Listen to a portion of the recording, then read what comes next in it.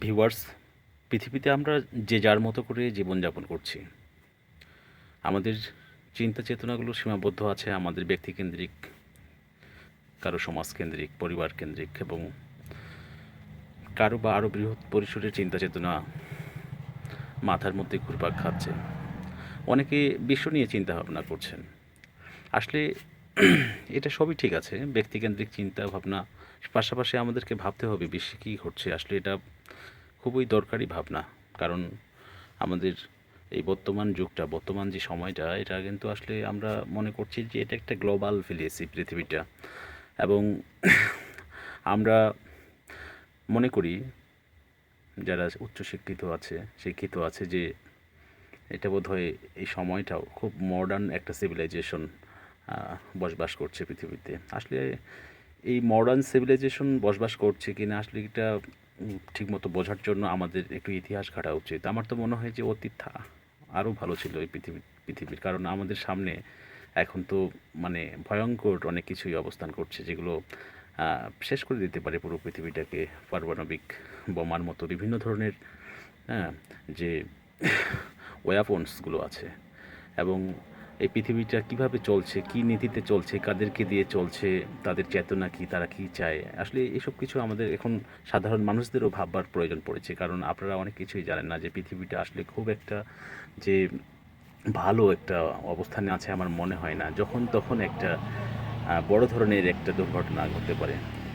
আমরা এটাও জানি যে শুধু আমাদের যে দেশভিত্তিক, শুধু ভীতি থেকে রক্ষা পাওয়ার জন্য, নিজস্ব স্বার্থের জন্য এবং নিরাপত্তার জন্য আমাদের পৃথিবীর যে দেশগুলো ব্যবহার করছে কি, সমৃদ্ধ করছে কি, তারা সমৃদ্ধ করছে উচ্চ যুদ্ধনীতি, উচ্চ যুদ্ধ কলাকৌশল, যুদ্ধাস্ত্র, মারণাস্ত্র, এসব নিয়ে তারা ব্যস্ত।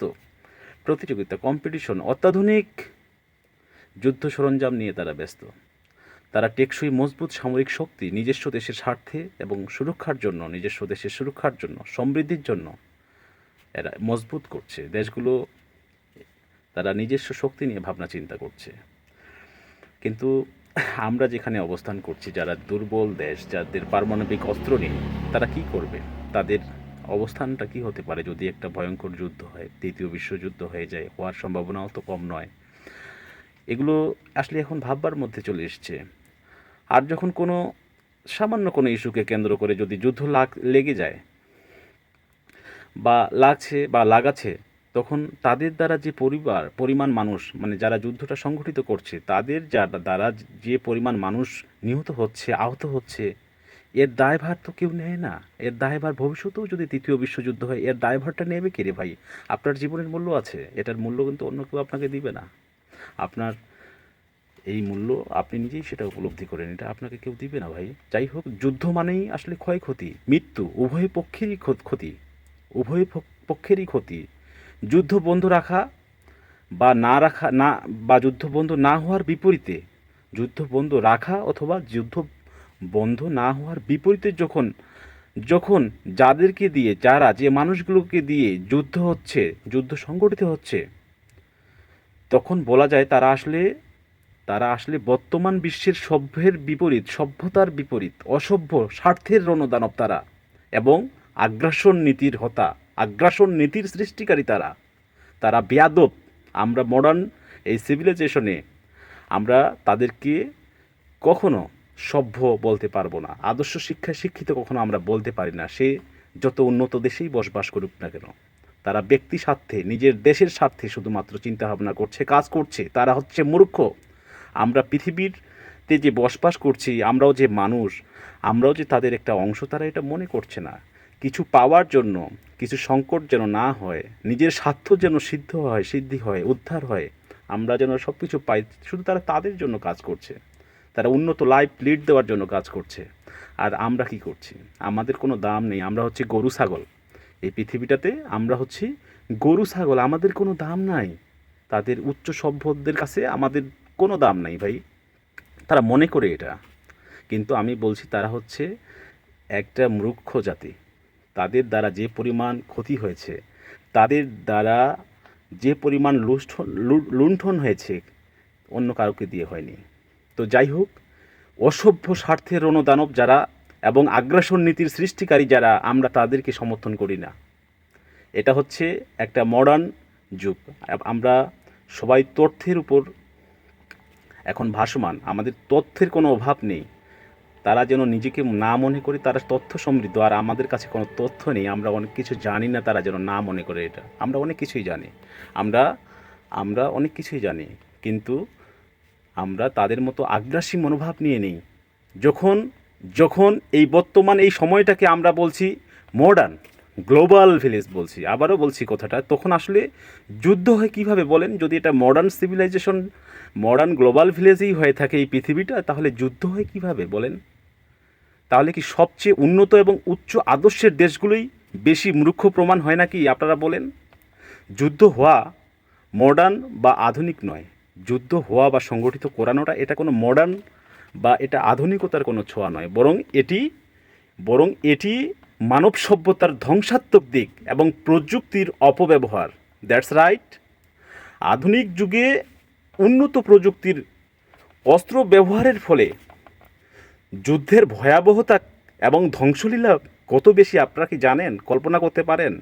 যদি তৃতীয় বিশ্বযুদ্ধ লেগে যায়, আপনারা এটা কল্পনাও করতে পারেন না আমরা কোথায় আছি। আমরা ভাই পারমাণবিক অস্ত্রের সামনে, আপনি চিন্তা করার সময় পাবেন না। আমি আহত হব তারপরে নিহত হব তা না, আপনার কোনো পারমাণবিক জিনিস মানে বোঝেন?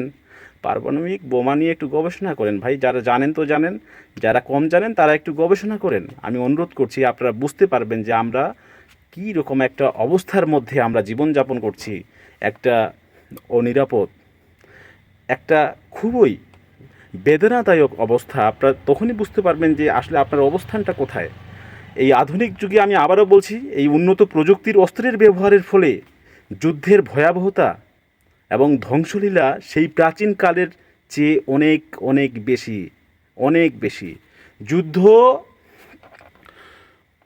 যুদ্ধ কখনোই সমস্যার সমাধান নয়, কিন্তু সেই অসভ্যরা সেটা বোঝে না, বরং এটি পরিবেশ, অর্থনীতি এবং জনস্বার্থের উপর দীর্ঘমেয়াদী নেতিবাচক প্রভাব ফেলে। দীর্ঘমেয়াদী। আধুনিক যুদ্ধ কেবল যে সৈন্যদের মধ্যে সীমাবদ্ধ তাও নয়, বরং সাধারণ মানুষের ওপরও এর প্রভাব যথেষ্ট ফেলে, প্রত্যেক ক্ষেত্রে ফেলে। যা সভ্যতার অগ্রযাত্রাকে থামিয়ে দেয়। উন্নত প্রযুক্তি এবং সমরাস্ত্র, এখনকার সময় উন্নত প্রযুক্তি, যুদ্ধাস্ত্র বা সমরাস্ত্র ব্যবহার করে যুদ্ধ ব্যাপক এলাকা ধ্বংস মুহূর্তেই হয়ে যায়। যুদ্ধের মাধ্যমে কে সঠিক আর কে বেঠিক, যুদ্ধের মাধ্যমে কে সঠিক আর কে বেঠিক, যে কোনো কারণেই যুদ্ধ হোক না কেন, আসলে যুদ্ধের মাধ্যমে এই সঠিক বেঠিকটা নির্ধারণ হয় না, শুধুমাত্র কে টিকে রইল যুদ্ধে তা বোঝা যায়। এটা কে বলেছে? দার্শনিক বার্ট্রান্ড রাসেল বলছে এই কথাটা। যুদ্ধের মাধ্যমে কে সঠিক আর কে বেঠিক তা নির্ধারিত হয় না, শুধুমাত্র কে টিকে রইল তা বোঝা যায়। সার্বিকভাবে যুদ্ধ হলো মানবতা এবং উন্নয়নের পথে একটি বড় অভিশাপ। যুদ্ধ একটা অভিশাপ, মারাত্মক অভিশাপ। এই অভিশাপ আমাদের উপরে না আসুক। এই অভিশাপ এবং তাদের দ্বারা এই উগ্রতার ফলস্বরূপ কাদেরকে দিয়ে? ওই সভ্য জাতি অসভ্যরা, ওই সভ্য মানে তারা অসভ্য, মনে রাখবেন আপনারা, তারা সভ্য না। তাদের এই উগ্রতার ফলস্বরূপ তৃতীয় বিশ্বযুদ্ধের সৃষ্টি হতে পারে, এটা শিওর হতে পারে। যুদ্ধ কোনো সমস্যার টেকসই সমাধান না হলেও তারা সেটা করতে পারে, সংগঠিত করতে পারে। বরং এটি অর্থাৎ এই যুদ্ধ নতুন সংকট সৃষ্টি করে, ধ্বংসলীলা এবং দীর্ঘমেয়াদী ঘৃণার সৃষ্টি করে মানুষের মধ্যে। আমাদের উচিত সংলাপ, কূটনীতি এবং পারস্পরিক বোঝাপড়ার মাধ্যমে এই যে নানান ধরনের সংকট, ঠিক বেঠিক, এগুলো নিরসনের পথ খোঁজা আমাদের হচ্ছে এই সংলাপের আলোচনার মধ্য দিয়ে করে নেওয়া উচিত।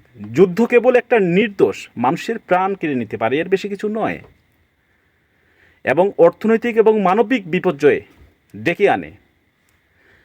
তৃতীয় বিশ্বযুদ্ধ হলে যে এটা কী পরিমাণ বিপর্যয়, অর্থনৈতিক মানবিক বিপর্যয়, আপনারা এটা কল্পনা করতে পারছেন না ভাই। আপনারা শান্ত আছেন, যে যার অবস্থানে গ্রামে শহরে আছেন, আপনাদের ব্যক্তিকেন্দ্রিক জীবনযাপনে অভ্যস্ত, তাই হয়তো এগুলো নিয়ে ভাবতে পারছেন না। তৃতীয় বিশ্বযুদ্ধে হলে এর যে ক্ষতিটা কী হবে এক আল্লাহ জানে।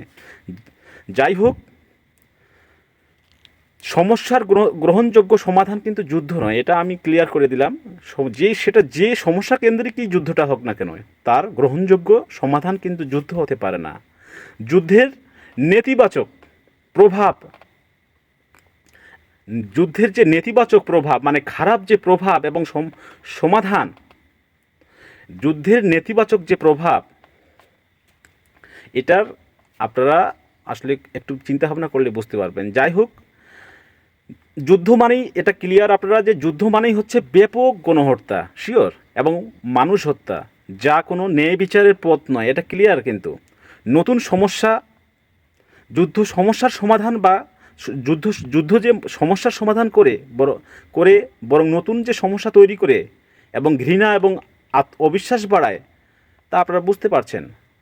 যাই হোক, সব মিলে আলোচনা করে যে কোনো সমস্যার সমাধান করাটা হচ্ছে আলোচনাই হচ্ছে আন্তর্জাতিক সংঘাত সমস্যা নিরসনের অস্ত্রের চেয়ে সংলাপ হচ্ছে খুবই ভালো একটা পথ, এবং কূটনৈতিক আলোচনার মাধ্যমে ডায়ালগ অনেক বেশি কার্যকরী হতে পারে। যাই হোক, শান্তির আহ্বান করছি।